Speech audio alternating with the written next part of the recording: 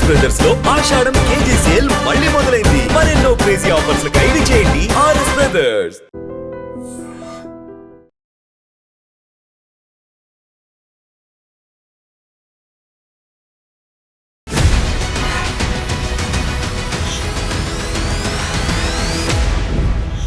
నమస్తే, welcome to I dream inside politics with కవిత.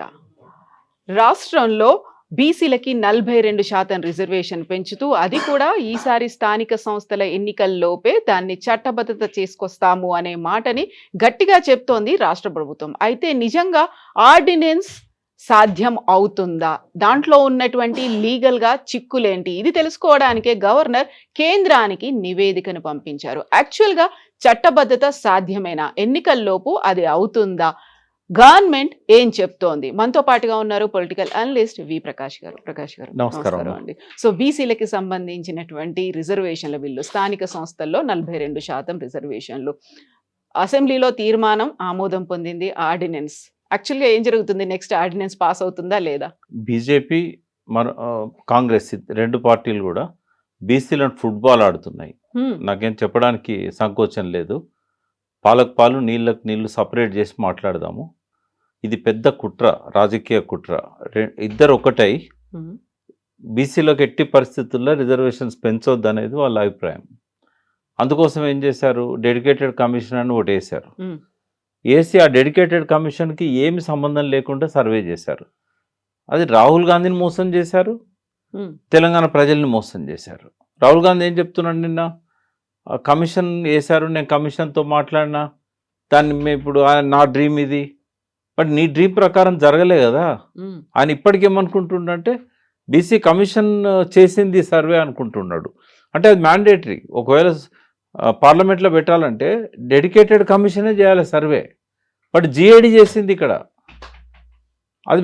అది supreme court ఇచ్చిన రూల్ ప్రకారంగా అది వర్తించదు. తమిళనాడులో అప్పుడు అక్కడ సర్వే చేయడానికి రిజర్వేషన్స్ పెంచాలని వాళ్ళు రిక్వెస్ట్ చేసినప్పుడు ఇది డెడికేటెడ్ కమిషన్ ద్వారా సర్వే వస్తేనే మేము దాన్ని కన్సిడర్ చేస్తామని చెప్పి సుప్రీంకోర్టు చెప్పింది. ఇప్పుడు డెడికేషన్ కమిషన్కి అంత సిబ్బంది కావచ్చు, ఇంత ఎలాబొరేట్ మెకానిజం అనేది ఉందంట. ఇవ్వాలి కదా స్టేట్ గవర్నమెంట్ ఇవ్వాలి కదా. ఎవరిని ఇచ్చారు? ఆయనకి ఒక ఆఫీస్ చూపెట్టారు, చైర్ చూపెట్టారు, ఓ అటెండర్ చూపెట్టారు. చాలా రోజుల దాకా ఆయనకు సాలరీ కూడా ఇవ్వలేదు. నేనేమంటున్నా అంటే ఇదంతా జస్ట్ ఐవాష్. రాహుల్ గాంధీ చేయాలన్నాడు కాబట్టి రాహుల్ గాంధీని మోసం చేశాడు. ఇప్పుడు కోర్టుకి ఎవరైనా పోయి డెడికేటెడ్ కమిషన్ చేయలేదు అని అన్నప్పుడు జిఏడి కనుక నేనే చేసిన అంటే అది సుప్రీంకోర్టు ఒప్పుకోదు. నంబర్ 1. ఫస్ట్ ఏంటంటే అక్కడ దాకా తీసుకెళ్లే ఉద్దేశం కూడా వాళ్ళకు లేదు. ఆ సర్వే కూడా తప్పుల తడక. ఇప్పుడు యాక్చువల్గా ఫస్ట్ టైం రిలీజ్ చేసినప్పుడు ఆ రిపోర్ట్ అనేది లెక్కలతో సహా బయటకు వచ్చినప్పుడు అది తప్పుల తడకగా ఉంది అంటే చాలా వరకు ఇంటి దాకా మా దాకా రాలేదు అనుకున్నప్పుడు మళ్ళీ వాళ్ళ కోసం సపరేట్గా ఇంకొక ఎన్రోల్మెంట్ స్టార్ట్ చేశారు కదా. అప్పుడు కూడా ఫుల్ఫిల్ అవ్వలేదా? ఎన్రోల్మెంట్ చేయలేదు. వాళ్ళకి ఏం చేశారంటే ఆన్లైన్లో పెట్టి మీరు ఎన్రోల్ చేసుకోండి అని చెప్పారు. ఇంటింటికి ఎవరు పోలేదు సెకండ్ టైం. ఇప్పుడు ఎవరెవరైతే పార్టిసిపేట్ చేయలేదో వాళ్ళ అడ్రస్లు తీసుకొని వాళ్ళని పంపించినట్టయితే కొంతవరకు ఉపయోగం ఉండేది. కానీ అక్కడ కూడా ఏం జరిగింది? హైదరాబాద్ సిటీలో 40% హౌసెస్ విజిట్ చేయలేదు సర్వేలో. బట్ ఏం చేశారు? ఒక ఓన్లీ 3% కాలేదని చెప్పి 97% అయినట్టుగా తప్పుడు రిపోర్టు చేశారు. అది ఒకసారి అది చేసినాక మళ్ళీ ఎట్లా పంపుతారు ఇంటింటికి? 97% అయిపోయిందని చెప్పారు కదా. ఓన్లీ రూరల్లో మాత్రం ఏంటంటే రూరల్లో ఒక అట్మాస్ఫియర్ ఉంటుంది. ఎవరైనా సర్వే చేయడానికి వచ్చిందంటే ఊరంతా అనుకుంటే అందరు ఇస్తారు, లేకపోతే ఎవరు ఇయ్యరు. అక్కడ మాత్రమే 80% 75% జరిగింది. అందులో కూడా ఏం తప్పులు జరిగిందంటే కులాల గురించి అవగాహన లేని వాళ్ళకు వాళ్ళకి ట్రైనింగ్ ఇవ్వకుండా వాళ్ళని పంపిన్లు. ఇప్పుడు ముదిరాజులనేమో ఒక 4 కులాలు కలిపారు. బెస్త, గంగపుత్ర, తెనుగు, ముదిరాజు, ముతరాసి అంటాం తెలంగాణలో. వీళ్ళందరినీ ముదిరాజు కింద చేర్చేశారు. చేర్చేసి వాళ్ళ జనాభా ఎక్కువ ఉన్నదని చూపెట్టారు. అంటే వాళ్ళందరినీ కలిపితే జనాభా పెరుగుతుంది కదా న్యాచురల్గా. మున్నూరు కాపుల దగ్గరకు వచ్చే వరకు మున్నూరు కాపులలో కూడా ఇట్లాంటి కులాలు ఉన్నాయి. హజారీసాన్ ఉన్నాయి, బలిజా ఉంది, ఇవన్నీ ఉన్నాయి. వీళ్ళను ఎవరికి వాళ్ళని సపరేట్గా చూశారు. మున్నూరు కాపులలో 3-4 జిల్లాలలో, ఉదాహరణకు సంగారెడ్డి జిల్లా, నిజామాబాద్ జిల్లా, కరీంనగర్ జిల్లా, మహబూబ్నగర్ జిల్లా రెడ్డి అని పెట్టుకుంటారు. మొదటి నుంచి అట్లా వస్తున్నాయి. ఆ రెడ్లలో కలిపేశారు. కలిపే వరకు 35 లక్షలకు పైన ఉండాల్సిన మున్నూరు కాపులు 13 లక్షలకు వచ్చారు. మా మున్నూరు కాపుల కంటే రెడ్ల జనాభా ఎక్కువ ఉందని ఎందుకు పెరిగింది అంటే ఈ 4-5 లక్షల మంది రెడ్లు మున్నూరు కాపులలో ఉండాల్సిన వాళ్ళు రెడ్లలోకి వచ్చారు. ఇప్పుడు రేవంత్ రెడ్డి ఎలా చెప్పుకుంటాడు, మా పర్సంటేజ్ ఎక్కువ ఉన్నది, రెడ్ల మున్నూరు కాపులకు తక్కువ ఉన్నదని చెప్తున్నాడు. బీసీలలో తీసుకుపోయి అందరికంటే ఎక్కువ ఉండాల్సిన మున్నూరు కాపులను 5 ప్రధాన కులాలలో 4వ స్థానానికి దిగదార్చారు. ఎవరికి ఆమోదయోగ్యం లేదు ఆ సర్వే, అన్ని తప్పుల తడక. పోయిన కాడ గ్రామాల్లో తప్పుల తడక, అర్బన్లోకి వచ్చేసరికి అది ఇళ్లలో పోయినోళ్ళు లేడు, అడిగినోళ్ళు లేడు. పెద్ద పెద్ద బంగ్లాలలో పోలేదు, గేట్లకు అతికిచ్చారు. కుక్క ఉన్నది జాగ్రత్త, ఆడ పక్కన దాని పక్కన ఇది అతికిచ్చారు, ఎందుకంటే కుక్క ఉన్నది కదా. తర్వాత వీళ్ళు పోయే టైంకి వాళ్ళు ఉంటారమ్మా, ఉండరు కదా. వాళ్ళు లేరు అని అంటే మళ్ళీ రెండోసారి పోలేదు. కొంతమంది ఇళ్ళలో ధైర్యమే చేయలేదు పోవడానికి. నాకు నమ్మకంగా తెలిసిన సమాచారం ఏంటంటే 60% అర్బన్లో 60 కంటే కొంచెం తక్కువ అయింది, రూరల్లోకి వచ్చేసరికి 70-80% వరకు అయింది. అక్కడ 20% కాలే, ఇక్కడ 40% కాలే, యావరేజ్గా 30% కాలే. అయినా కూడా 96% అయినట్టు చూపెట్టారు. దాన్ని పట్టుకొని ఆయన డెడికేటెడ్ కమిషన్తోనే మాట్లాడినా నేను అన్నట్టుగా చేశాడు అని రేవంత్ రెడ్డికి అభినందనలు చెప్పాడు. సరే, అభినందనలు చెప్తే ఇప్పుడు పార్లమెంట్లో పెట్టాలి కదా. పార్లమెంట్లో పెట్టడానికి బీజేపీ సిద్ధంగా లేదు కదా. ఎందుకంటే రేవంత్ రెడ్డి తెలుసు, ముస్లింలను అలా చేరిస్తే పార్లమెంట్లో వాళ్ళు పెట్టారు. కావాలని చెప్పి కేసీఆర్ కూడా సకల జనుల సర్వే చేశాడు, ముస్లింలను సపరేట్గా చూపెట్టాడు. ఆయన 56% అని చెప్పి 10% ముస్లిమ్స్ అన్నాడో నాకు అప్పుడే అర్థమైంది, ఇది బీజేపీ గవర్నమెంట్ కదా పార్లమెంట్లో పెట్టాల్సింది, ఈయనకి చిత్తశుద్ధి లేదు. ఇద్దరు అనుకోనే చేశారు, వాళ్ళు పెట్టరు. దాన్ని పెట్టరు, సాగదీస్తారు. గవర్నర్ వాళ్ళ ఒపీనియన్ పంపుతాడు, అది ఇక్కడికి రాదు, రాష్ట్రపతి దాన్ని బయటికి తీయదు, అది పార్లమెంట్కు రెఫర్ చేయదు, ఈ సెషన్ అయిపోతుంది. ఇక్కడేమో ఎలక్షన్స్ పెట్టమని చెప్పారు. ఎలక్షన్స్ పెట్టడం వల్ల రేవంత్ రెడ్డికి మైనస్ అవుతుంది. అందుకని ఒక ఆర్డినెన్స్ తీసుకొచ్చాడు. ఈ ఆర్డినెన్స్ను ఇక్కడ హైకోర్టు కొట్టేస్తుంది, ఎవరో ఒకరు స్టే తీసుకుంటారు. స్టే తీసుకున్నాక హైకోర్టు కొట్టేస్తుంది. కొట్టేసిన తర్వాత దాని మీద సుప్రీంకోర్టు పోతాడు. పోయి మేము డెడికేటెడ్ కమిషన్ వేసినాం, సర్వే చేసినాం, సిన్సియర్గా మా ఎఫర్ట్స్ పెట్టాం, దీన్ని మేము అమలు చేద్దాం అనుకుంటే ఇప్పుడు 3 నెలల్లో ఎలక్షన్ పెట్టమన్నారు. 3 నెలల్లో మేము పెట్టలేము, ఈ రిజర్వేషన్ ప్రాసెస్ పూర్తి కావాలంటే రాష్ట్రపతి దగ్గర పెండింగ్ ఉంది అని చెప్పి ఈ ఆర్డినెన్స్ మీద వచ్చిన స్టేని దృష్టిలో పెట్టుకొని ఆ ఎలక్షన్ను పోస్ట్పోన్ చేస్తారు. ఇప్పుడు స్థానిక సంస్థలు ఇది వాళ్ళ ఉద్దేశం, అదే జరగబోయే ఎన్నికలను వాయిదేయాలి. బీజేపీకి ఏంటంటే ముస్లింలు ఇంక్లూడ్ చేశారు కాబట్టి వాళ్ళు పార్లమెంట్లో పెట్టారు. కిషన్ రెడ్డి ఇంతాకనే చెప్పాడు, జస్ట్ నౌ ఒక 1 అవర్ కింద కిషన్ రెడ్డి గారు ప్రెస్ మీట్ పెట్టి ముస్లింలను చేర్చాడు కదా, మేము దాన్ని కన్సిడర్ చేయమని చెప్పేశాడు. ఇదే మాట గతంలోనూ బండి సంజయ్ కూడా అదే చెప్పారు. బండి సంజయ్ బీజేపీ స్టాండే అది. కాబట్టి ఇదంతా కావాలని బీసీలతో ఇద్దరు కూడా డ్రామా ఆడుతున్నారు, గేమ్ ఆడుతున్నారు. బీసీలకు బుద్ధి రావాలి. మరి ఈ 2 పార్టీలను నెత్తికెక్కించుకుంటున్నది కూడా బీసీలే కదా. ఇప్పుడు ఎందుకని యాక్చువల్గా రిజర్వేషన్లు బీసీలకు కల్పించాలి అంటే ఒక చట్టబద్ధత, బట్ దానికి చిత్తశుద్ధి లేదు అనేటువంటి భావన ఎందుకని మీకు కలుగుతుంది? చిత్తశుద్ధి ఉంటే ఇట్లా చేయరు కదమ్మా. డెడికేటెడ్ కమిషన్కి అప్పచెప్తారు. సుప్రీంకోర్టు చెప్పిన తమిళనాడు విషయంలో సుప్రీంకోర్టు ఏదైతే చెప్పిందో ఆ గవర్నమెంట్ చేసింది, మ్యాండేటరీగా డెడికేటెడ్ కమిషన్ వేసి. వీళ్ళు చేయలేదు ఆ పని. రాహుల్ గాంధీని కన్విన్స్ చేయడానికి సర్వే చేసినట్టు చూపెట్టారు తప్ప నిజంగా చిత్తశుద్ధితో సర్వే జరగలేదు. బీసీలు 52% ఆ రోజుల్లోనే ఉన్నారు 10 ఏళ్ల కింద, ఇప్పుడు ఎందుకు ఉండరు? దాన్ని 46 తగ్గించాడు. బీసీ కులాలలో వ్యత్యాసాలు చూపెట్టాడు. సరే, ఏదేమన్నా కానీ 46 అని చెప్పాడు కాబట్టి కనీసం 42 రిజర్వేషన్ పెట్టాడు. బట్ ముస్లింలను కలపడం వల్ల ఇవాళ పార్లమెంట్లో అది బిల్ పెట్టే పరిస్థితి లేదు కదా. తెలుసు కదా, ఆయన కావాలనే పెట్టాడు కదా. అది ఎందుకు పెట్టాలి? 46 అనే చెప్పని, ఎక్కువ చూపెట్టినట్టు చూపెట్టాడు 56, కానీ ఒరిజినల్గా ఉన్న 52 కూడా చూపెట్టలేదు. కేసీఆర్ పీరియడ్లో వచ్చిన సకల జనుల సర్వేలో 52 ఉంది. అదే 46 అంటే మళ్ళీ తగ్గించమని అంటారని చెప్పి అట్లనే బీజేపీ ఎట్లా చేయొద్దని చెప్పి చేశారు. రాహుల్ గాంధీ స్పష్టంగా చెప్పాడు, రేవంత్ రెడ్డి చేస్తాడని నాకు డౌట్ ఉండే, ఎందుకంటే ఆయన కమ్యూనిటీ ఆయన మీద ప్రెజర్ తెస్తుంది, వాళ్ళు బీసీలకు రిజర్వేషన్ల విషయంలో అని ఆయన మాటలలో కనబడుతూనే ఉంది కదా మనకు. బట్ ఆయన రాహుల్ గాంధీని కన్విన్స్ చేయాలి, ఆయనను కన్విన్స్ చేయడం కంటే ఆయనను మెప్పించాలి. ఇటు సర్వే చేసినట్టు కనబడాలి, బీసీల మనసులు గెలుచుకుంటున్నట్టు కనబడాలి, అటు బీజేపీతో కుమ్మక్కు కావాలి, ఫైనల్గా ముస్లింలను చేర్చి బిల్లు రాకుండా చూడాలి. ఇది డ్రామా. బీసీలకు అర్థం కావాలి, మీ ద్వారానైనా వాళ్ళు తెలుసుకుంటారని చెప్పి ఉన్నది ఉన్నట్టుగా చెప్తున్నాను. సో ఇప్పుడు దేశవ్యాప్తంగా పార్లమెంట్ సమావేశాలు జరుగుతున్నాయి కాబట్టి ఢిల్లీ సాక్షిగా చర్చ అనేది జరుగుతోంది. తెలంగాణలో జరిగినటువంటి కుల గణన గురించి వాళ్ళు మాట్లాడుకుంటున్నారు అనే మాటని కాంగ్రెస్ పార్టీ చాలా క్లియర్‌గా చెప్తోంది. సో, దీనికి చట్టబద్ధత కల్పించాలి. అప్పటిదాకా మేము ఎన్నికలు జరపం. ఇది చట్టబద్ధత కలిగిన తర్వాతే ఎన్నికలు జరుపుతాం. సో, ప్రతి దాంట్లో ఇక్కడ పోస్ట్‌పోన్‌మెంట్ అనేది కనిపిస్తోంది. ఒకవేళ నిజంగా చట్టబద్ధత కల్పించాలి, బీసీలకు న్యాయం జరగాలంటే ఏం చేయాలంటారు? ఇప్పుడు 2 నెలలు ఇక్కడ గవర్నర్ దగ్గర ఉంటే ఒక్కనాడు పట్టించుకోలేదు. ఇప్పుడు రాష్ట్రపతి దగ్గరికి మే 1 నాడు పోయింది. ఈ రోజు వరకు కూడా ఎంపీలను తీసుకొని కనీసం రాష్ట్రపతిని కలవలేదు, ప్రధానమంత్రిని కలవలేదు. కాంగ్రెస్ ఆఫీసులో మీటింగ్ పెట్టుకొని చెప్తే కదులుతుందా ఫైలు? చిత్తశుద్ధి లేదనేది ఇక్కడ కూడా కనబడుతున్నది కదా. బీసీలు ఎప్పుడైతే అధికారంలోకి వస్తారో అప్పుడే ఈ బిల్లు పార్లమెంట్లో నోచుకుంటుంది. ఎలా? బీసీలు రాజ్యాధికారానికి వచ్చినప్పుడు ఆ చిత్తశుద్ధి కనబడుతుంది వాళ్ళల్లో.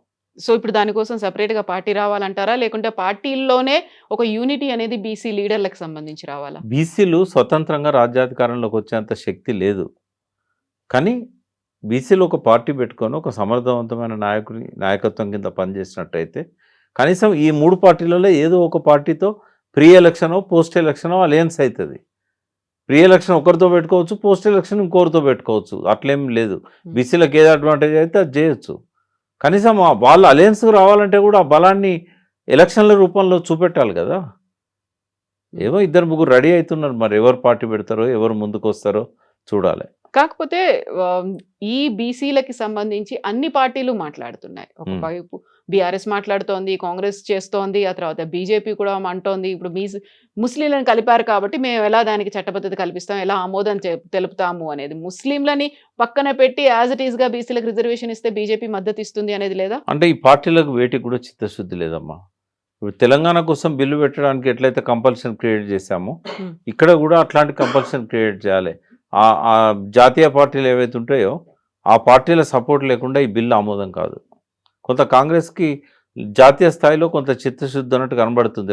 రాహుల్ గాంధీ భారత్ జోడో యాత్ర చేసినప్పుడు ఆయన కొంత బీసీల స్థితిగతులను చూశాడు. ఆయనకు అప్పీల్స్ వచ్చాయి, ఆయనకు మనసులో ఉంది. బట్ దీనికి సంబంధించే సీఎం రేవంత్ రెడ్డి ఒక కీలకమైనటువంటి వ్యాఖ్యలు చేశారు. సోనియా గాంధీ అప్రిషియేట్ చేసిందని. ఇది రేర్ మోడల్, ఆర్ఏ మోడల్ అనేది ఆయనకు పేరు వచ్చింది కదా, సంతోషం. అంతకుమించి ఏముండదు.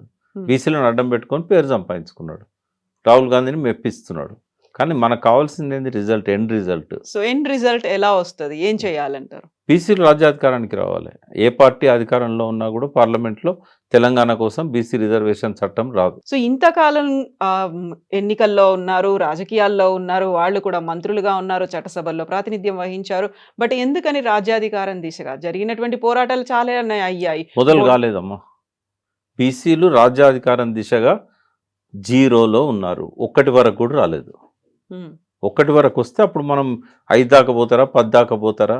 వీళ్ళకి ఎంతసేపు స్కాలర్షిప్లలో గురుకులాలు, అప్పుడప్పుడు బీసీ కార్పొరేషన్కు నిధులు, ఇవి తప్ప అసలు బీసీ రాజ్యాధికారం దిశగా పోవాలంటే తెలంగాణ రాష్ట్ర సాధనప్పుడు ఎన్ని ప్రశ్నలు వస్తాయో అన్నీ వస్తాయి. First question మాకేమొచ్చింది? జయశంకర్ గారు, నేను, కేశవరావు జాదవ్, పాశం యాదగిరి, గద్దర్ మాలాంటి వాళ్ళమంతా ఓ 4-5 ఏళ్ళు కష్టపడ్డప్పుడు మాకేమొచ్చినాయంటే రాజ్యాధికారం వస్తే మాకేమొస్తుంది, ఎవరికైనా ఏముంటుంది, బీసీలకు రాజ్యాధికారం వస్తే మాకేమొస్తుందని చెప్పగలగాలి. అప్పుడు కూడా ఏమడిగారు? తెలంగాణ వస్తే మాకేమొస్తుంది అని అడిగారు. అడ్వకేట్స్ అడిగారు, తెలంగాణ వస్తే మాకేమొస్తుందని. మీకు ఇప్పటిదాకా అడ్వకేట్ జనరల్ లేడు కదనాయా, తెలంగాణ వస్తే మీ తెలంగాణ అడ్వకేట్ జనరల్ వస్తాడు, ఒక ప్రాతినిధ్యం ఉంటుంది. అడ్వకేట్ జనరల్ ఇవ్వమంటే మీ దగ్గర తెలివైన వాళ్ళు లేరన్నాడు రాజశేఖర రెడ్డి. అడ్వకేట్ జనరల్ లేడు కదా, వస్తాడు. తర్వాత కోర్టు సపరేట్ అవుతుంది, ఆంధ్ర హైకోర్టు, తెలంగాణ హైకోర్టు. ఇప్పుడు ఆంధ్ర హైకోర్టు ఆంధ్ర లాయర్స్ ఇక్కడ డామినేట్ చేస్తున్నారు, కేసులన్నీ వాళ్ళకే పోతున్నాయి. ఇవి చాలదా మీకు అని చెప్పాము. అట్లా ఎవరికి వాళ్ళకి ఏంటంటే తెలంగాణ వస్తే మాకేం వస్తుంది. నేను ఎప్పుడు చెప్తుంటా ఈ టాపిక్ వచ్చినప్పుడల్లా, కన్యాశుల్కంలో గురిజాడ అప్పారావు గారు డైలాగ్ రాస్తాడు. ఒక హెడ్ కానిస్టేబుల్ ఒక అతన్ని బాగా కొడుతూ ఉంటాడు రోజు తీసుకుపోయి. అయితే ఒక ఆయన స్వాతంత్రం వస్తుంది అహో అనుకుంటా సంతోషంతో జెండా పట్టుకొని ఊరంతా తిరుగుతూ ఉంటాడు. అప్పుడు అతను వచ్చి అడుగుతాడు ఆపి, స్వాతంత్రం వస్తే హెడ్ కానిస్టేబుల్ ట్రాన్స్ఫర్ అవుతాడా అని అడుగుతాడు. అది చాలు మాకు అంతే. అంటే ఎవరి బాధ వాళ్ళదమ్మా, ఎవరి బాధ వాళ్ళది. ఓ ప్రైవేట్లో పనిచేసేవాడు ఏమంటాడు? బీసీలకు రాజ్యాధికారం వస్తే నాకు జాబ్ వస్తుంది అంటాడు. చేపలు పట్టేవాడు ఏమంటాడు? బీసీలకు రాజ్యాధికారం వస్తే నాకేమవుతుంది, నాకు నా బతికి ఎట్లా మారుతుంది అంటాడు. చెప్పగలగాలి కదా. ఇప్పటివరకు అసలు ఎవరైనా దాని మీద మాట్లాడారా? నేను ఒక ఉదాహరణ చెప్తా. 300 కాపులు ఉన్నారు. బీసీలకు రాజ్యాధికారం వస్తే 300 కాపులకు ఏమొస్తుంది అంటే ఎంటర్ప్రీనర్స్ అవుతారు. ఇప్పుడు వడ్లు అమ్ముతున్నారు, జొన్నలు అమ్ముతున్నారు. ఒక జొన్నల నుంచి 13 బై ప్రోడక్ట్స్ తీయవచ్చు. సౌత్ ఆఫ్రికాలో చేస్తున్నారు, బ్రెజిల్లో చేస్తున్నారు. అసలు ఆలోచన ఎవరికి లేదు, అసలు ఆ రకమైన మోటివేషన్ లేదు. ఎందుకు బీసీలు నీకు ఓటేయాలి? దొరలు చేసేదానికి భిన్నంగా నువ్వేం చేస్తావు చెప్పినావా? ఇప్పుడు పార్టీ పెడతామన్న వాళ్ళకి ఆ సోయి ఉన్నది ఎవరికన్నా? అంటే వాళ్ళు ఆలోచిస్తలేరు అసలు. ఇదే మోడల్లో మళ్ళీ బీసీలు ముఖ్యమంత్రి అయితే ఒరిగేది ఏముంటుంది? సేమ్ మోడల్, సేమ్ అధికారం. ఇదే మీరు వడ్లు అమ్ముకోండి, సబ్సిడీ ఇస్తాం, 500 ఇస్తాం క్వింటాల్ కంటే, అట్లా కాదు కదా. వడ్లు ఎందుకు అమ్మాలి రైతు? బై ప్రోడక్ట్ చేసి బ్రాండింగ్ చేసి ఎక్స్పోర్ట్ ఎందుకు చేయకూడదు 100 దేశాలకు? అయితే ఇప్పుడు రాజ్యాధికారం రాకపోవడానికి అక్కడ పార్టీలు అవకాశం ఇవ్వకపోవడం వల్ల, లేకపోతే ఎందుకు అవకాశం? యూనిటీ అనేది లేకపోవడం. అవకాశం ఎందుకు ఇస్తారమ్మా? ఎందుకు ఇస్తారు? ఇప్పుడు అగ్రకులాల చేతిలో ఉన్న పార్టీలు ఇవి. మహేష్ గౌడ్ కాంగ్రెస్ అధ్యక్షుడు అయినంత మాత్రాన రేవంత్ రెడ్డిని శాసిస్తాడా? క్యాబినెట్లో డిసిషన్ తీసుకొస్తాడా? ఇవన్నీ ఎప్పటి నుంచో కాంగ్రెస్ పార్టీ బీసీలకు అధ్యక్ష పదవి ఇస్తుంది. కానీ కూర్చోమంటే కూర్చోవాలి, లేమంటే లేవాలి. ముఖ్యమంత్రి చేతిలో ఉంటుంది కదా అంతా. యూనిటీ అనేది ఉందంటారా బీసీల్లో? ఎందుకు వస్తుందమ్మా యూనిటీ? నువ్వు ఏమిస్తావో చెప్పకపోతే, ఎవరి కులపోనికి వానికి ఏమిస్తావో చెప్పకపోతే ఫస్ట్ వాని దానిలో యూనిటీ రాదు. అంటే మనం అందరం ఐక్యంగా పోరాడితేనే మనకు రాజ్యాధికారం ఇవి వస్తుంది. నినాదాల వరకు పరిమితం అవుతాయి. తెలంగాణ కూడా 30 ఏళ్ళు నినాదం రూపంలో ఉంది. ప్రజల్లో ఆకాంక్ష ఉంది. కానీ ఇక్కడ ప్రజల్లో ఆకాంక్ష రావాలంటే కూడా ప్రజల దగ్గర పోవాలి కదా.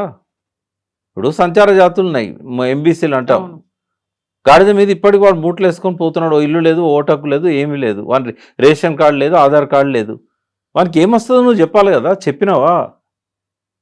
ఉమ్. ఈశ్వరయ్య గారు, చిరంజీవి గారు వీళ్ళంతా ఓ రోజు ప్రెస్ క్లబ్లో మీటింగ్ పెట్టారు. నేను వీడియోలో చూశాను. రమ్మన్నారు, నేను పోలేదు. వాళ్ళు ఏం చేశారు? ఉద్యోగాలు, జడ్జెస్ ఎక్కడెక్కడ ఎంతమంది ఉన్నారు, ప్రజాప్రతినిధులు ఎంతమంది ఉన్నారు. నేను అనేది ఏంటంటే, బట్టలు ఉతికే సాకలానికి ఏమొస్తుంది, గడంగిక మంగళానికి ఏమొస్తుంది, సీరియల్ నేసే శాలానికి ఏమొస్తుంది, లొట్టి మీద కళ్ళు అమ్ముకునే గౌన్లానికి ఏమొస్తుంది, నాగలు పెట్టి దున్నే కాపుకి ఏమొస్తుంది? ఉమ్. నువ్వు చెప్పకుండా ఏమొస్తుంది? చదువుకున్న వాళ్ళకు ఉద్యోగాలు, పదవులు, ప్రజాప్రతినిధులు. ఇప్పుడు ఓ ఊర్లో ఈయన వచ్చి మీటింగ్ పెట్టిపోయాడు ఒక నాయకుడు, బీసీ నాయకుడు. తెల్లారా దొర వాళ్ళందరినీ పిలిచి, అరే రాజ్యాధికారం అంటే వాడు ఎమ్మెల్యే అవుతారా, నీకేమొస్తుందిరా? నీ మళ్ళీ గిదే గతి కదా. పొద్దున్న లేచి మళ్ళీ నువ్వు బట్టలు ఉతకాల్సిందే కదా. అసలు మొదలే కాలేదు ఆ ప్రయాణం నా దృష్టిలో. ఉమ్. ఒకరిద్దరు పదవుల కోసం తాపత్రయపడుతున్నారు. పార్టీ పెట్టి అందరిని ఏకం చేయాలని సదుద్దేశంతోనే ప్రయత్నం చేస్తున్నారు. కానీ ఉద్దేశాలు ఉంటే సరిపోదు. మహాపురుషుల మంచి భావాలను బట్టి సమాజం మారదు. ఉమ్. బీసీలలో ఐక్యం కావాలంటే ఫస్ట్ ఆ బీసీలు ఎందుకు ఐక్యం కావాలో చెప్పాలి. బీసీలో ఐక్యమైతే ఏమైతుంది? రాజ్యాధికారం వస్తే ఎవరికి ఏమొస్తుందో చెప్పాలి. ఎవరి వాటా ఏందో చెప్పాలి. ఊరికే మేమెంతో మాకంతా అంటే బడ్జెట్ మస్తారా? ఈ కులానికింత, ఈ కులానికింత అని.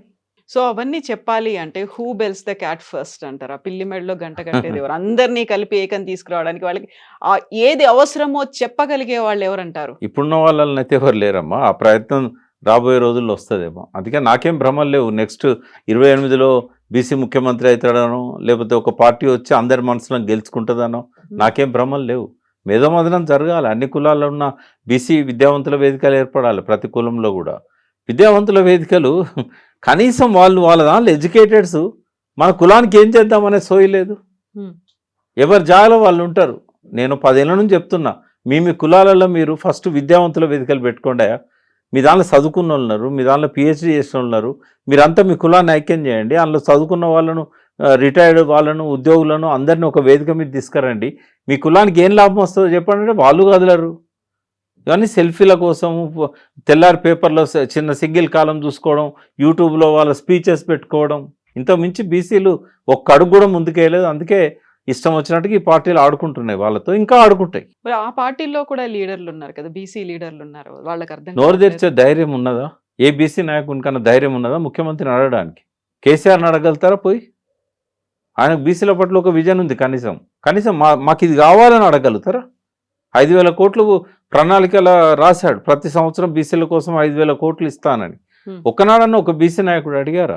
యాక్చువల్గా కుల సంఘాలకి ఒక భవనాలు కేటాయించారు, లేకపోతే కావలసినటువంటి కార్పొరేషన్లకి చైర్మన్లుగా అదే చేశారు. కొంత కేసీఆర్ ఏం చేశాడంటే ఆత్మగౌరవ భవనాలు అని చెప్పి వాళ్ళ లోపల ఆకాంక్షను రగిలించాడు. ఉమ్. గొల్ల వాళ్ళకు గొర్రెల పథకం పెట్టాడు. దాన్ని కూడా క్రిటిసైజ్ చేశారు. అంటే ఇంకా గొర్రెలు కాస్టోళ్ళు ఉన్నారు కదా, ఉమ్. ఉన్నప్పుడు పెడితే తప్పేంది? మా ఆధునీకరణలో వృత్తులన్నీ అంతమైపోతున్నాయి. కానీ గొల్ల వృత్తి ఉన్నది, ఉన్నప్పుడు వాళ్ళకి ఇస్తాడు. చేపలు పట్టే వాళ్ళ వృత్తి ఉన్నది కాబట్టి కోట్ల కొద్ది చేప పిల్లల్ని గవర్నమెంట్ డబ్బుతోనే వేసాడు. వాళ్ళ ఇన్కమ్ పెంచాడు, 10,000 కోట్లు పెరిగింది వాళ్ళ ఆదాయం, గొర్రెల మీద ఆదాయం పెరిగింది. ఆత్మగౌరవ భవనాలు పెట్టి కులాలలో ఒక సోయి కలిగిద్దామని ప్రయత్నం చేశాడు. వీళ్ళు కొట్టుకొని కనీసం ఆ డబ్బులు తీసుకోలేదు, ఆ భవనాలు నిర్మించలేదు. ఒక బహుశా నేను అనుకుంటా గొల్లనో కురుమనో వాళ్ళు ఒక్కరు తప్ప ఎవరు కట్టలేదు బిల్డింగ్ ఆడ. ఆ ముదిరాజులు కూడా చాలా పవర్ఫుల్ కమ్యూనిటీ అంటాం కదా. రాజేందర్ గారు ఉండేప్పుడు ఆయన పర్ఫెక్ట్గా మంచి ల్యాండ్ కూడా తీసుకున్నాడు రోడ్డుకు, అయినా కూడా ఆయన కూడా కట్టలేదు. ఎవరు ఏ కులం కట్టలేదు. ఇచ్చిన వాళ్ళు డబ్బులు కూడా అందరు తీసుకోలేదు. ఇప్పుడు రేవంత్ రెడ్డి వచ్చినాక డబ్బులే ఇస్తలేడు. మధ్యలో ఇంకా 5 ఏళ్ళు, ఇది ఫస్ట్ టర్మ్లో కేసీఆర్ గారు ఫస్ట్ టర్మ్లో ఇచ్చాడు. సెకండ్ టర్మ్లో కనీసం ఆ డబ్బు తీసుకొనన్నా కట్టుకోవాలి కదా, కట్టలేదు. వాళ్ళకు మధ్యలో గొడవలు ఎవరికి ఇవ్వాలనేది ఓ పెద్ద ప్రశ్న. ఇప్పుడు చట్టబద్ధత కల్పించడానికి న్యాయపరమైనటువంటి చిక్కులు ఉన్నాయా అది తెలుసుకోవడానికి కేంద్రం దగ్గరికి వెళ్ళింది ఆ ఫైల్. ఆ తర్వాత ఇదేమవుతుందో తెలియనప్పుడు నిజంగా మీరు చెప్పినట్టుగా 2028లో జరిగే ఎన్నికల సమయానికి కూడా బీసీలకు సంబంధించి ఏకం అవ్వకపోతే, పార్టీ రాకపోతే రాజ్యాధికారం అనేది అక్కడ కూడా కనిపించట్లేదు. ఒకటి చదువుకున్న వాళ్ళలో కొంచెం సోయి వచ్చింది. వాళ్ళు ఏదో కష్టపడుతున్నారు, అందరిని ఒకటి చేయాలన్నట్టు కాకపోయినా కనీసం మన వాళ్ళని గెలిపించుకోవాలనే సోయి కొంచెం వచ్చింది. కానీ ఇది సరిపోదు, నేను రికగ్నైజ్ చేస్తున్నా. ఎందుకంటే లాస్ట్ 10 years బ్యాక్ ఉన్న ఇప్పటికీ బీసీలలో ఒక సోయి వచ్చింది. కానీ అందరిని ఐక్యం చేయాలనే కార్యక్రమం మొదలు కాలే. ఎవరెవరికి ఏమిద్దాం, రాజ్యాధికారం వస్తే వాళ్ళకి ఏం ప్రణాళిక ఉండాలి చేయాలి. అది తెలంగాణలో చేసినాం మేము. 99లోనే నేను తెలంగాణ విజన్ రాశా. తెలంగాణ వస్తే ఎవరికి ఏమొస్తుందని అట్లా రాయాలి. రాజ్యాధికారం వస్తే ఎవరికి ఏమొస్తుంది. తర్వాత ఏ కులానికి ఆ కులాలు 10 ముక్కలైనవి. ఈ కులాలలో ఏంటంటే ట్రెడిషనల్ లీడర్షిప్ ఉంది. వాళ్ళు ఏం చేస్తున్నారు, యువకులను రాణిస్తలేరు. ఏ కులంలో చూసినా 70 ఏళ్ళోడు ప్రెసిడెంట్గా ఉంటాడు, 20-30 ఏళ్ళ నుంచి వాడే ఉంటాడు, ఇంకా వేరేవాడిని రానియాడు. ఇప్పుడున్న ఆర్టిఫిషియల్ ఇంటెలిజెన్స్ 21వ శతాబ్దం వేగంతో వాళ్ళు పోటీ పడగలుగుతారా? వాళ్ళకి ఏంటంటే విజిటింగ్ కార్డు కావాలి, ఆ పేరు చెప్పుకొని ఎలక్షన్లప్పుడు ఫండ్ తీసుకోవాలి వివిధ పార్టీల దగ్గర నుంచి, లేదా పనులు చేయించుకోవాలి. ఇంకా అదే పద్ధతిలో కులాలు ఉన్నాయి. యూత్ ఏమో పట్టించుకోవట్లేదు కులాలను. మరి రాజ్యాధికారం రావాలంటే ఎట్లా వస్తుంది? సో ఇప్పుడు జరగాల్సింది ఏంటంటారు, మరి నెక్స్ట్ స్టెప్ ఏం చేయాలి అంటే? ఫస్ట్ ఏంటంటే ఇప్పుడు ఈ పార్టీల నుంచి అయితే ఎక్స్పెక్ట్ చేయలేం. సుప్రీంకోర్టులో తీర్పుకు భిన్నంగా బిల్లు పెట్టి రాజ్యసభలో లోక్సభలో షెడ్యూల్ 9లో అమెండ్మెంట్ చేస్తే సుప్రీంకోర్టు తప్పకుండా దానికి క్వశ్చన్ చేయదు. బట్ ఆ పరిస్థితి రావాలంటే ఇక్కడ బీసీలు రాజ్యాధికారానికి రావాలి. బీసీలు రాజ్యాధికారానికి రావాలంటే ఈ 45 ఏజ్ లోపల వాళ్ళందరినీ కూడా ఐడెంటిఫై చేసి టాలెంట్స్ సెర్చ్ చేసి వాళ్ళతో కుల సంఘాలు పెట్టాలి. ఈ కేవలం పదవుల కోసం కాదు, ఇది ఒక్కొక్క కులానికి ఏమిస్తామో ఒక ఎజెండా ఫిక్స్ కావాలి, వాళ్ళకు ప్రణాళిక ఇవ్వాలి. ఎవరికి వాళ్ళు పద్మశాలీసు రాజ్యాధికారం వస్తే పద్మశాలీస్కి ఏమొస్తుందో వాళ్ళ కులానికి చెప్పాలి, కాపులు వాళ్ళ కులానికి చెప్పాలి. ఇట్లా 130కి పైన ఉన్న కులాలకు అన్నిటికీ ఒక మేనిఫెస్టో తయారు చేయాలి, ఒక విజన్ తయారు చేయాలి. ఆ విజన్ తయారు చేయడానికి మేధావులు ఒక 4-5 సార్లు కూర్చోవాలి. మొన్న నారాయణ గారు మధ్యప్రదేశ్ ఐఏఎస్ ఆఫీసర్ ప్రిన్సిపల్ సెక్రటరీగా ఉండి కూడా ఆయన బీసీల పోరుబాట అని చెప్పి ఓబీసీ అప్రైజింగ్ అని ఒక ఇంగ్లీష్ బుక్ రాసి దాన్ని తెలుగులో ట్రాన్స్లేట్ చేశాడు. అద్భుతమైన స్పందన వచ్చింది. ఆయన ఒక మేనిఫెస్టో, బ్రాడ్ మేనిఫెస్టో, ఒక బర్డ్ వ్యూ లాగా గతంలో ఎట్లా న్యాయం జరిగింది, బ్రిటిష్ వాళ్ళు వచ్చినాక వృత్తులన్నీ ఎట్లా చేతులు ఎరగొట్టారు, అంటే వృత్తులు నాశనం చేశారు, యంత్రం వచ్చిన తర్వాత యంత్ర కల్చర్లో అంటే మెకనైజేషన్లో వృత్తులు ఎట్లా ఆగమైపోయినాయి, ఇవన్నీ విషయాల మీద ఆయన అద్భుతంగా రాశాడు. బీసీల మేనిఫెస్టో కూడా రాశాడు. అందులో మళ్ళీ ఇవే డిమాండ్స్ ఉంటాయి, 11 డిమాండ్స్ ఏమో పెట్టారు. బట్ అది కాకుండా ఏ కులానికి ఏం కావాలనేది నేను చెప్పాను, సజెస్ట్ చేశాను నారాయణ గారికి. మీరు ఒక మంచి ప్రయత్నం చేశారు. జయశంకర్ గారు ఏదైతే తెలంగాణలో ఏం జరుగుతుందని ఇంతే సైజులో చిన్న పుస్తకాన్ని రాస్తేనే అది ఇగ్నైట్ చేసింది అందరినీ. తర్వాత పుంకాలుగా 1000 పేజీల మెటీరియల్ వచ్చింది, కళాకారులు పాటలు రాశారు, నాట్యం చేశారు, ధూమ్ధాములు వచ్చినాయి. ఎంతో అన్నిటికీ అది ఒక మేల్కొల్పులాగా వచ్చింది. మీ బుక్ కూడా అట్లే ఉంది.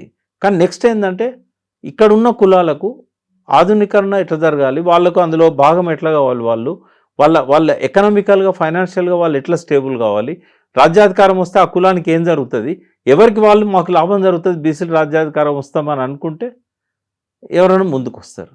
ఎంత టైం పడుతుంది అనుకుంటున్నారు మీరు? అంటే ఎవరైనా ప్రయత్నం చేస్తే కదా ఎంత టైం పడుతుంది అని చెప్పేది. ప్రయత్నం మొదలు కాలేదంటున్నాను నేను. ఇప్పుడు కనీసం మీ ద్వారానైనా నా మాటలు విని ఈ కులాలలో ఉన్న యూత్ అంతా కూడా కనీసం రిటైర్డ్ ఆఫీసర్లో, రిటైర్డ్ ఎంప్లాయీసో, లేకపోతే పిహెచ్డీలు చేసిన వాళ్ళో, నా కులానికి నేను రుణపడి ఉన్నా అని చెప్పి ఒక సోయి తెచ్చుకొని ముందు వాళ్ళు ఒక విద్యావంతుల వేదిక పెట్టుకొని వాళ్ళ కులంలో ఎంతమంది టాలెంట్ ఉన్న వాళ్ళు ఉన్నారు. టాలెంట్ ఉన్న వాళ్ళంటే చదువుకున్న వాళ్ళే కానక్కర్లేదు, ఊర్లల్లో ఇన్ఫ్లుయెన్సర్స్. ఎలక్ట్రానిక్ యుగం కదా ఇది, ఇంటర్నెట్ యుగం కదా. ప్రతి ఒక్కరు వాళ్ళ యూట్యూబ్లు పెట్టుకుంటున్నారు, ఇంటర్నెట్, అలా ఇన్స్టాగ్రాము, ట్విట్టర్ లాంటివి కూడా ఉన్నాయి. వాళ్ళందరినీ ఒకటి చేయాలి, తర్వాత మేధోమదనం జరగాలి, ముందు ఆ కులంలో జరగాలి, తర్వాత వేరు కులాల వాళ్ళందరినీ ఒక దగ్గరికి ఇన్వైట్ చేసుకోవాలి. అందులో రిటైర్డ్ అయిన ఐఏఎస్ ఆఫీసర్ ఉన్నారు, ఐపీఎస్ ఉన్నారు, వీళ్ళందరూ వాళ్ళు చేస్తున్నారు. ఇప్పుడు చిరంజీవి గారు కాలికి బల్పం కట్టుకొని తిరుగుతూనే ఉన్నాడు తెలంగాణ జిల్లాలన్నీ. అట్లా ఈ మధ్యనే ఇంకొక ఆయన ఎవరు మన ఐపీఎస్ ఉండే, తను నా పేరు మర్చిపోయినా, తను కూడా ఇప్పుడు ఇలా జాయిన్ అయ్యాడు. ఇలా చాలామంది తిరుగుతున్నారు. But it takes time. ఒక ప్రయత్నం అయితే మొదలైంది, బట్ అది నేను అనుకున్న పద్ధతిలో జరగట్లేదు. సో మీరు ఎందుకని ఇన్వాల్వ్ అవ్వట్లేదు మరి? నేను నా లైఫ్ అంబిషన్ తెలంగాణ కావాలని ఉండే, తెలంగాణ వచ్చింది. నెక్స్ట్ ఏంటంటే నేను ఒక అంతకంటే పెద్ద కార్యక్రమం పెట్టుకున్నాను. నేను ఏంటంటే ఇప్పుడున్న మెడికల్ సైన్స్ కానీ, ఇప్పుడున్న పద్ధతులు కానీ, ఫార్మాస్, ఇవన్నీ కూడా నా దృష్టిలో ఇవన్నీ కూడా కరెక్ట్గా పిన్ పాయింట్ చేసి ఏ ప్రాబ్లం అయితే సాల్వ్ చేయాలనో హెల్త్ గురించి ఆ దరిదాపుల్లో కూడా ఉండట్లేదు. చాలామంది చనిపోతున్నారు. అంటే వాళ్ళ తప్పని నేను అన్నా, ఎందుకంటే ఇప్పుడున్న మెడికల్ సైన్స్ ఏం చెప్పిందో వాళ్ళది చేస్తున్నారు. అంతవరకు వాళ్ళని నేను అభినందిస్తాను, వాళ్ళకి తెలిసింది వాళ్ళు చేస్తున్నారు. కానీ తెలుసుకోవాల్సింది చాలా ఉంది. ఒక రకంగా చెప్పాలంటే ఇప్పుడున్న హెల్త్ ఛాలెంజెస్కి ఇప్పుడు ఇస్తున్న వైద్యం అవుట్డేటెడ్ అయిందని చెప్పవచ్చు. ఎందుకంటే ఇప్పుడున్న డాక్టర్స్కి టైం దొరకదు. ఈ రీసెర్చ్ ఏం జరుగుతుంది, దాని మీద ఏం చదువుకోవాలి, మనం అప్డేట్ ఎట్లా కావాలి తెలుసుకునే అవసరం వాళ్ళకి అవకాశం కూడా లేదు. ఇప్పుడు ఏంటంటే యంగ్ జనరేషన్కి ఏమో సిలబస్లో పెట్టరు. మైక్రోబయామ్ మీద ప్రాజెక్ట్ స్టార్ట్ అయ్యి దాదాపు 15 సంవత్సరాలు అయింది. 2007 నుంచి కూడా మైక్రోబయామ్ మీద రీసెర్చ్ జరుగుతూ ఉంది, జినోమ్ ప్రాజెక్టు, ఇవన్నీ కూడా. ఇప్పుడు వాటి గురించి ఎవరు పట్టించుకోవట్లేదు. ఇప్పుడు నీళ్ళ గురించి ఎవరు పట్టించుకోని రోజుల్లో ఇంజనీర్లు కానీ, రాజకీయ నాయకులు కానీ, ఫస్ట్ టైం 96, 97 నుంచి నేను నీళ్ళ గురించి స్టడీ చేశాను. సో అందరికీ అర్థమయ్యేటట్టుగా క్యూసెక్కులేంది, టీఎంసీలేంది, రైతుల దాకా కూడా పోయేటట్టుగా చేయగలిగాం. కేసీఆర్ లాంటి వాళ్ళ ద్వారా చెప్పించగలిగాం, పాటలు రాసాం, జలదోపిడి గురించి సక్సెస్ఫుల్గా లాంచ్ చేశాం. ఆ రోజుల్లో నాకు అది అవసరమైంది. తెలంగాణ వచ్చినాక చరిత్ర గురించి ఎవరు రాయట్లేదు. చరిత్ర రాయాలన్నప్పుడు నేను హిస్టరీ స్టూడెంటే కాదు, 10th క్లాస్లోనే హిస్టరీ బంద్ చేసిన. కానీ అవసరం ఉందని చక్రపాణి గారు వీళ్ళంతా చెప్పిన తర్వాత అప్పుడు నేను మళ్ళీ తెలంగాణ చరిత్ర రాశాను. ఎప్పటికప్పుడు నాకు ఏదో ఒక ఎజెండా ఉంటుంది. ఇప్పుడు ఏంటంటే పిట్టల్లాగా రాలిపోతున్నారు. వాళ్ళకేంటంటే ఈ మైక్రోబయామ్ గురించి, తర్వాత గట్ హెల్త్ గురించి, మన బాడీలో 100 ట్రిలియన్ బ్యాక్టీరియాస్ ఉంటాయి. గతంలో 1800 సంవత్సరం నుంచి ఒక కాన్సెప్ట్ ఏముండే అంటే బ్యాక్టీరియా అంటే చెడ్డది, దాన్ని చంపాలి, స్టెరిలైజ్ చేయాలి, లేదా యాంటీబయాటిక్స్ ఇవ్వాలి, దాన్ని చంపేయాలి. కానీ మన బతికేదే బ్యాక్టీరియాలతో. 125 ట్రిలియన్ సెల్స్ మన శరీరంలో ఉంటే 100 ట్రిలియన్ బ్యాక్టీరియానే ఉంది. ప్రతి ఆర్గన్లో బ్యాక్టీరియా ఉంది. బ్రెయిన్కున్న గట్టుకు సంబంధం ఉంది. మన బ్యాక్టీరియా కరెక్ట్గా ఉన్నట్టయితే ఏ రోగం రాకుండా మనం కాపాడుకోగలుగుతాం. ఈ సూపర్ స్పెషాలిటీలు అక్కర్లేదు. లివర్ని కాపాడుకోవాలన్నా, గట్టును కాపాడుకోవాలన్నా ఆ నాలెడ్జ్ ఇచ్చేవాళ్ళు లేరమ్మా. ఏదో కొంతమంది ఆ వినిషారెడ్డి ఇట్లాంటి వాళ్ళు, నాగేశ్వర రెడ్డి లాంటి వాళ్ళు గట్ హెల్త్ గురించి కొంత చెప్తున్నారు, కానీ అది సరిపోదు. అందుకే నేను మైక్రోబయామ్ ప్రాజెక్ట్ ఒకటి ఇన్స్టిట్యూట్ పెట్టాలనుకుంటున్నా. హెల్త్ అవేర్నెస్ మీద నాకు ఫోకస్ ఉన్నది. రాజకీయాల నుంచి కొంచెం దూరం అవుదాం అనుకుంటున్నాను. ఓన్లీ అనలిస్ట్గా ఏం జరుగుతుంది చెప్పడం వరకే నేను పరిమితం అవుదామని అనుకున్నా. అది నేను పెట్టుకున్న గోల్ అది. ఎందుకంటే ప్రాణదానం కంటే గొప్పదేం లేదు. ఇప్పుడున్న ఈ సైడ్ ఎఫెక్ట్స్ ఇచ్చే అలోపతి మెడిసిన్స్ ఎక్కువ చెడ్డదని నేను అన్నాను, అలోపతి చెడ్డదని నేను అన్నాను. బట్ ఈ మైక్రోబయాలజీని అర్థం చేసుకోకుండా ఏది ఇచ్చినా కూడా అది అడ్వర్స్ ఎఫెక్ట్స్ అవుతాయి. యాంటీబయాటిక్ ఒకసారి ఇస్తే 2 సంవత్సరాల దాకా గట్లో ఉన్న మైక్రోబయామ్ చచ్చిపోతుంది. డైవర్సిటీ అనేది ఉండాలి అక్కడ. ఇప్పుడు గట్కు బ్రెయిన్కు రిలేషన్షిప్ ఉంది. ఇప్పుడు మనకు హైపర్ యాక్టివ్ అయ్యి చాలామంది ఏంటంటే చేయకూడని నేరాలన్నీ చేస్తున్నారు. మనం ఏది మంచిగా లేదమ్మా. మనం తినే అన్నంలో ఫంక్షన్ పోతే బిర్యానీల కలర్స్, చికెన్కు కలరు, ఐస్ క్రీమ్ కలరు, కేకులు మనం బర్త్డే చేసుకుంటే కేకుల కలర్స్, విపరీతమైన షుగరు, కూల్ డ్రింక్స్, జ్యూసెస్, అన్నిట్లో 20-30 గ్రాముల షుగరు. ఇవన్నీ తాగిన తర్వాత మనుషులు ఎట్లా 30 ఏళ్ళ తర్వాత బతికుండగలుగుతారా? 15 ఏళ్ళకు డయాబెటీసు, 9 ఏళ్ళకు బీపీ. మెన్స్ట్రువల్ సైకిల్ స్టార్ట్ కావాల్సింది మెచ్యూరిటీ ఏజ్ 13-14. అమ్మాయిలు 3 ఏళ్ళకు 4 ఏళ్ళకు పెద్ద మనుషులు అవుతున్నారు. చికెన్లు తింటున్నారు, మటన్లు తింటున్నారు, అన్నిట్లో స్టీరాయిడ్స్. డాక్టర్ దగ్గర వైద్యానికి పోతే అక్కడ స్టీరాయిడ్స్. ఇదంతా ఒక విష వలయం లాగా తయారైంది ఈ వ్యవస్థ అంతా. నేను ఎవరిని తప్పు అట్ట, బట్ ఆల్టర్నేట్ సైన్స్ని ఇంట్రడ్యూస్ చేద్దామని అనుకున్నా. ప్రజలకు కూడా వాళ్ళు తినే ఆహారం మీద, వాళ్ళ జీవన విధానం మీద ఒక స్ట్రెస్లెస్ లైఫ్ కావాలి. ఇప్పుడు అంతా స్ట్రెస్ఫుల్ లైఫ్ ఉన్నది. అన్నిటికంటే ఘోరమైన కల్పిట్ స్ట్రెస్. గట్ భయం కూడా పాడు కావడానికి కూడా అదే కారణం. వీటన్నిటి గురించి ఒక లక్ష్యం పెట్టుకున్నాను నేను. Best wishes to you Thank you, Prakash అమ్మా. గారు. Thank you. అండ్ ఉద్యమానికి కూడా, బీసీ Thank you. ఉద్యమానికి Thank you. కూడా. Thank you. Thank you so much అండి. Thank you. నిజంగా ప్రస్తుతం ఉన్నటువంటి సమాజం దేనికి ప్రయారిటీ ఇస్తుంది? ఆర్థిక సంబంధాల చుట్టూ మాత్రమే తిరుగుతోంది. మళ్ళీ ఎన్నికలంగానే చాలా విరక్తి కలుగుతాను. మంచి అనిపిస్తుంది కదా, లేడీస్ కూడా ఛాలెంజింగ్ జాబ్స్ చేసినప్పుడు చాలా బాగుంటది. ఫుడ్ డెలివరీ ఇవ్వటానికి వెళ్ళినటువంటి డెలివరీ బాయ్ అనిల్ పై కళ్ళ ముందు